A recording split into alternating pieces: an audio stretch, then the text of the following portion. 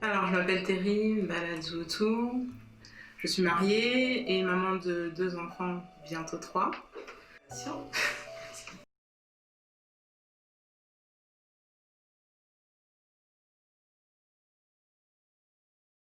Alors, premièrement, je gère un parc automobile de 1800 véhicules.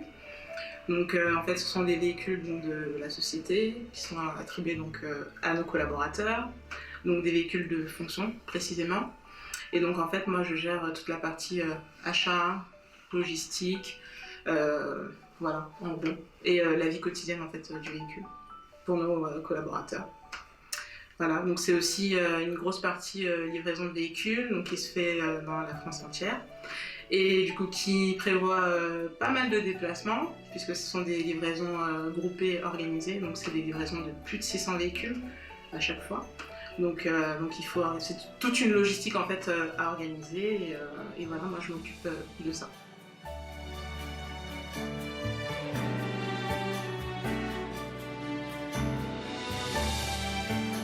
L'entrepreneuriat pour moi, je dirais que c'est euh, déjà beaucoup de travail, c'est sûr.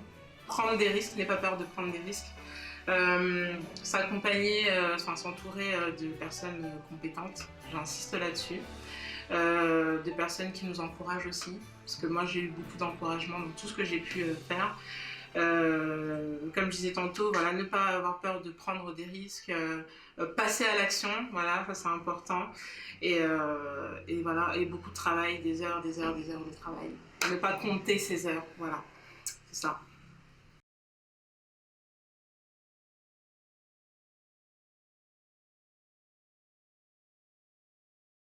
Alors, à côté de ça, j'ai une passion pour la décoration d'intérieur. Et il y a 1 an et demi maintenant, j'ai décidé de créer ma boîte en architecture d'intérieur, où je propose en fait des propositions d'aménagement d'intérieur.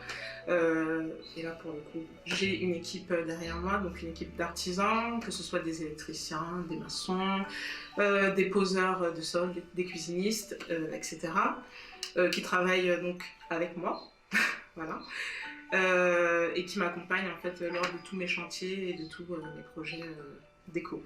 À côté de ça, je suis également associée dans une société immobilière dont le but est d'acheter des appartements ou des immeubles de rapport et de les retaper entièrement. Donc, ce qui rejoint aussi ma casquette d'architecte d'intérieur, puisque justement je réaménage ces appartements afin qu'ils soient prêts à accueillir en fait des locataires, la plupart du temps des étudiants qui viennent d'étrangers et qui décident de venir s'installer, enfin faire leurs études en France.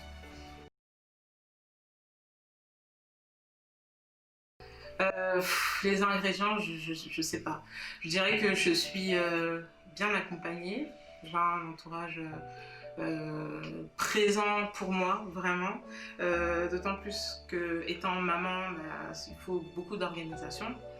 Et je dois le dire, j'ai de la chance d'être avec quelqu'un qui comprend cela et qui est très disponible pour moi, malgré son métier aussi. Voilà, donc je dirais vraiment un bon accompagnement de la famille vraiment présente, que ce soit ma mère, mon mari, mes amis. Voilà, toujours très présent pour moi et grâce à qui justement bah, je peux faire toutes ces choses. Voilà.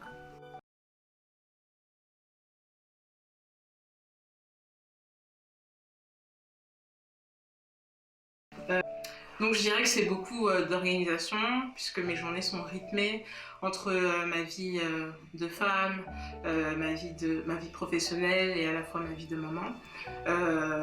Des journées rythmées mais accompagnées par le support de ma famille, de mon mari notamment, de ma mère également, mes frères aussi, et parfois par de l'aide aussi de professionnels comme la nounou, surtout en fin de journée, quand il faut récupérer mes enfants à l'école par exemple, parce que ça aussi ça en fait partie. Et voilà, je dirais que c'est rythmé par ça. Je dirais que qu'il faut être très organisé et voilà pour pouvoir pouvoir assumer tout ça. Et surtout, très important que j'oublie pas, voilà, beaucoup de travail aussi. Enfin, de toute façon, ça suscite beaucoup de travail. Donc voilà, il faut beaucoup d'organisation.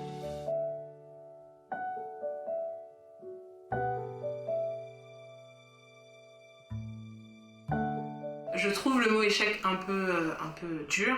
Je dirais plutôt un moment marquant où j'ai fait face à un obstacle, enfin, si je puis dire comme ainsi.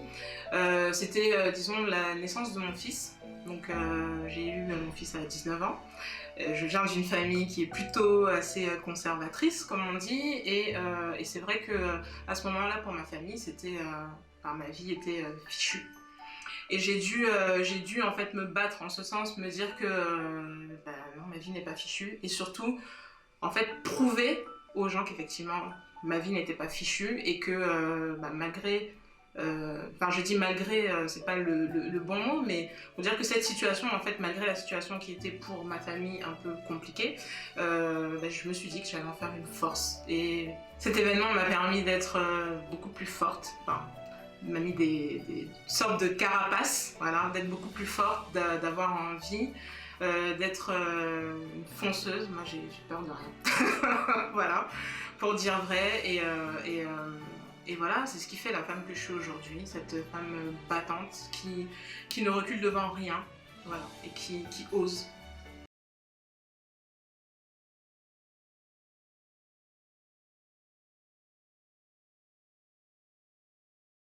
Modèle de femme qui m'inspire, je dirais ma mère. Ma mère, pourquoi? Parce que ma mère, c'est une battante, c'est quelqu'un qui n'a pas toujours eu la vie facile, et pour autant, elle s'est toujours battue. Elle a toujours été une femme travailleuse, entrepreneur, et même jusqu'à présent, elle l'est toujours. Et vraiment, elle m'inspire énormément, et je prends beaucoup d'elle. Voilà.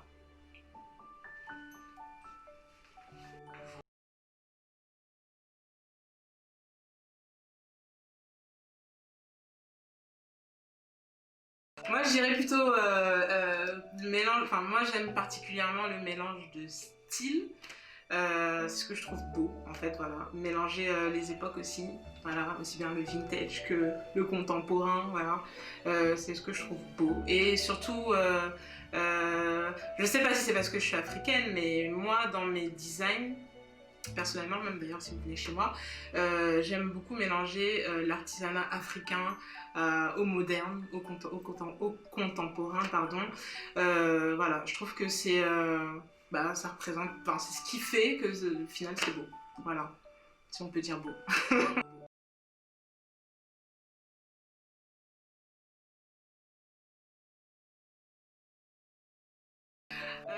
J'ai eu un accident de la route qui a failli me coûter la vie. Puisque je me suis fait renverser en fait par une voiture, simplement. Donc accident plutôt grave, puisque bah, j'ai gardé des séquelles invisibles comme ça, mais voilà, j'ai eu une fracture, une double fracture de l'épaule, ce qui m'a valu quand même condenser 1 an d'arrêt maladie. Donc ça a été vraiment ça a été très compliqué pour moi, très compliqué pour moi. Je crois que c'est à cette période-là que j'ai compris ce que c'était que la dépression. Voilà. Enfin, je mets des guillemets, mais en réalité, c'est ce qui s'est passé. Donc voilà. Pas penser qu'on est fort et que rien ne peut, enfin, rien ne peut comment dire, nous affaiblir, ou voilà, parce que moi c'est vraiment quelque chose qui m'a marqué, qui me marque encore. Euh, et voilà, je le garde, genre je le porte en moi à vie. Et j'ai dû faire face à ça. En fait, j'ai dû me dire à un moment donné que bah, j'avais eu un accident, que mon accident était grave, et que bah, en fait il fallait vivre, parce que d'autres personnes comme moi ont eu le malheur d'avoir ce type d'accident et ne se sont pas relevées. Moi je me suis relevée, et en fait bah, ça m'a rendue plus forte, je pense. Voilà, je suis un peu émue parce que j'aime pas parler de cette, enfin, j'aime pas me rappeler de cette période-là, parce que c'était une période très compliquée, et que j'en sors tout juste, en fait. Donc voilà. Et je remercie ma famille qui m'ont supportée, parce que c'est le mot, supporter. Voilà, mes amis également, parce que c'était très compliqué, très compliqué. Voilà.